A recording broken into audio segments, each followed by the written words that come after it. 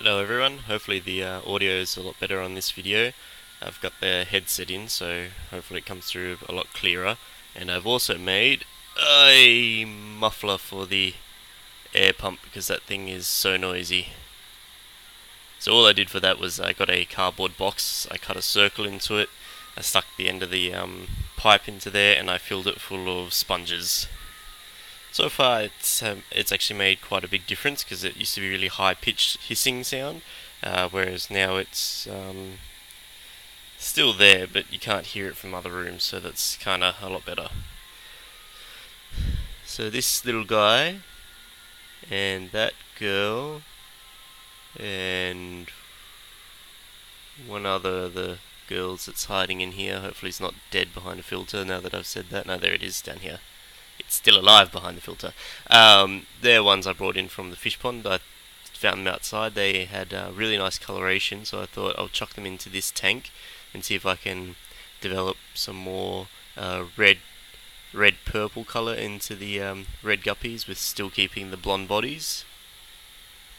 So I'll eventually have to pull out these ones here that have just thrown out the coloration that I was not wanting. But they're still going to grow into very nice guppies, I think. And I'll probably chuck them down into this tank with the hybrids and just see if I can get some more colours happening into there. But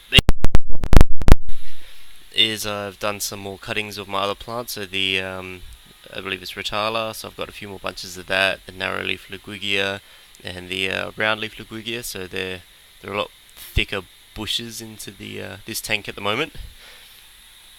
And up here, I've got to replant this one, all the trimmings from my Hygrophila coriambosa from the other tank, the little pygmy chainswords.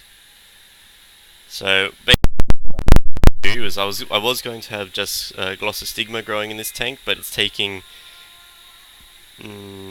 way too long to grow for me. They're dead, so too late to fish that out. But it's just taking too long for it to carpet, so I thought to hell with it. The purpose of my tanks is actually to make money. I usually make more money from selling the plants than I do the fish, so I thought if I get the plants growing that everyone always wants, which is this stuff, because it looks amazing, like who wouldn't want to buy this? The Embulia, even though it's like a noxious weed, people still love buying that, and the Twisted Veil. That's all I've got of Twisted Veil at the moment because it seems to be a lot slower at growing than the standard variety, which I'll show you in a minute. This is actually Lucky Bamboo because you can grow that fully submerged, just so you know. And the Dwarf Hairgrass is starting to send out runners everywhere. So I'm not sure how I'm going to sell these yet, but what I'm thinking is when they thatch the big carpet, I'm going to cut them up like brownies and sell them to the pet store like that, because I prefer to sell to the pet store than just out of my house, just because you get roughly the same amount of prices, but you get a lot of no-shows or people that will steal half your day, which is not a bad thing. It's just sometimes you've got other stuff you need to get done in a day, and if someone's here for 6 hours, you really can't do that.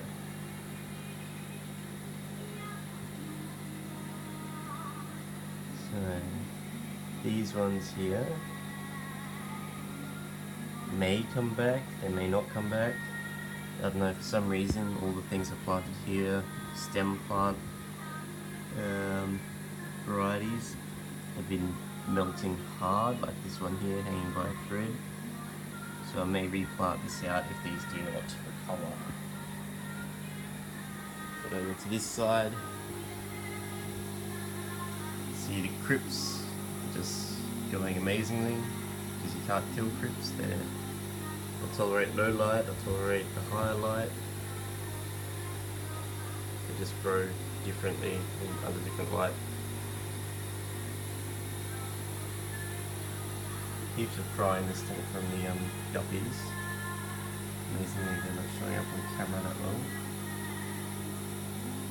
Yeah, that tank's doing well. And this one You wouldn't even really know I took any plants out of this. The only thing, because this is such a deep tank, they grow very leggy towards the light, and that's actually not because of the growth pattern of the plant, but because of this horrible, horrible duckweed that has just taken over the tank. So that's going to be my job today, removing duckweed from all the tanks just so it doesn't steal the nutrients and the light from the plants I really want to grow. And this is the tank that I've been meaning to set up for ages. It's a Nubius on the driftwood that I created, and then just your standard Vallisneras, and a whole bunch of molly fry. This isn't all the mollies from outside, like all the molly fry from outside. I've still got about 10 times this to bring in, but I've only got one sponge filter in there at the moment that I've only just set up. There's 2 more air hoses up here.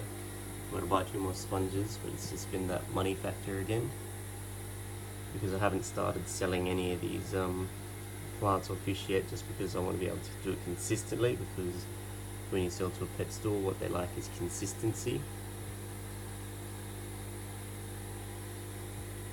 I had a question of where I got such massive tanks from. You're probably all going to be really jealous when I tell you this, but this entire rack, stand and tanks, actually came with 2 extra tanks, but I couldn't fit them in here because, you know, it was another 3-foot high tank that sat up on the top there, and the roof just doesn't allow that here. I got all of them for $300 with the stand, and that's because my aquarium, the local aquarium that I usually shop at, did a rearrange of their shop, and they got new tanks made, and they're getting rid of the old ones. And they saw me and they knew I'd buy them, so, you know, I got the bargain of a century.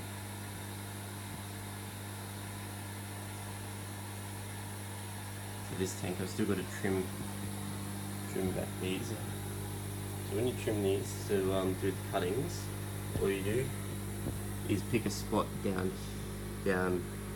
here and trim it there, so that the regrowth comes from at the bottom, and then it looks more dense and bushy like these ones. So I've actually taken the crowns out of this one. You can see where I've pinched out stems from here and there, and it's growing down the bottom. And then all you do, it works if you've got a thicker substrate than this, because this is like 1.5 finger nodes. It usually works if it's about 2. That's why this one came floating up, and all you do is just spear it into the ground. And because I use the Fluval substrate, it works really well, and the plants just love it. I wouldn't be surprised if I did these cuttings 3 days ago. I wouldn't be surprised if they had already got feeder roots growing in the next 2-3 days. I'm a little bit annoyed. I'll take you out to the other tank. Sorry, mind the huge mess I've got in here in my future. This tank, I finally rearranged it. All the mollies are really happy at the moment. These are the adults, I put the babies in the other tank. And I put substrate in this tank. This isn't actually Fluval substrate, this is a... oh crap, I can't remember the name now. You'd know it if you saw it. This comes from Japan. It's got a picture of a guy on there.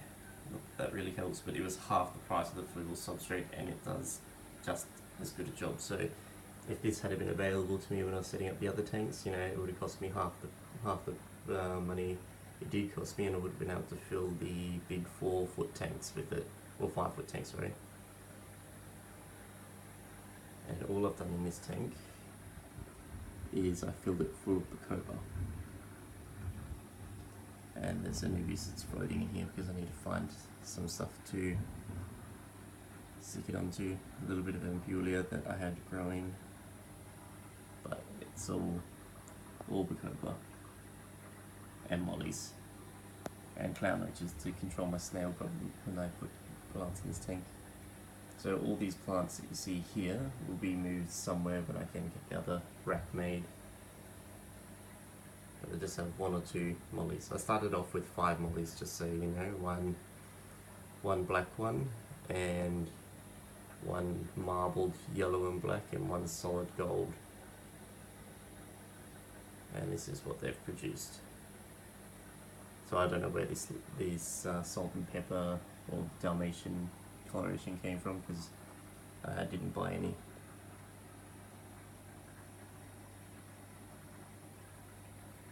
And this is the tank. This is the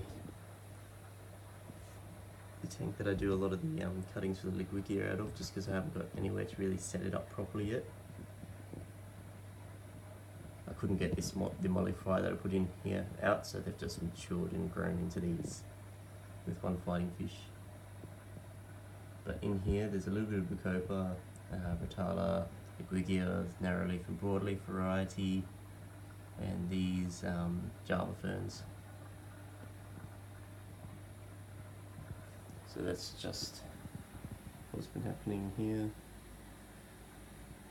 Actually, I'll show you the other tank. Sorry, a bit of shaky cam as I walk through my house.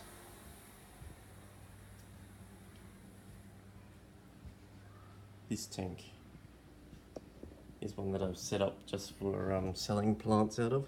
So at the moment I've got about 20 bunches of Bacopa. And all I've done was I pinched the stems off from the Bacopa I have growing outside. You probably saw it in the other video. And I just tied an elastic band around there. So there's about 6 to 8 stems per bunch. And I put the elastic around the bottom. So there's obviously a big height difference between a lot of them. Like these are really short stems, and then these are quite tall. But I'll just sell them at different rates. But Bacopa grows so fast that it actually really won't matter. By the time I'm ready to sell, they'll all be roughly the same height, because I would have to have trimmed them by then. Because this stuff already, you can see if the light would just cooperate with me, it's not going to. Right here, you can see if it focuses, the new growth already starting to happen, and this was done yesterday, and they're still growing. No melting back or anything. This bronze coloration comes from the plants being grown outside, so I'm just going to have them inside transition so that they go green. Otherwise, when people buy them, you're pretty much duping people, so they're just thinking they're going to get this red coloured plant and it's going to be green in about a week. So this is a flower that was growing because this stem was just above water. Can't see it in the camera very well, but the stem just above the flower has got like a furry texture to it, and that's because it was growing above the water, and that's how plants protect themselves from things like caterpillars, by getting those little furry hairs along the stems. But being underwater, they'll actually lose all that and transition. So there's a couple of leaves that have melted off, but that's to be expected from anything. But Bacopa doesn't really melt that badly. So I hope you enjoyed this long random video. I've got a few more I've got to do today while I can. If you have any questions, please leave a comment. Hello. This angelfish is the weirdest angelfish I've ever had. Most of the time it sits vertically looking up at the lid of the tank, because he knows that's where the food comes from. All day he'll just be sitting there. He looks like he's dead, but he's waiting for food. Yeah, like this. He'll sit there all day. Even after I fed him, he'll eat and then he'll sit there like he's still hungry.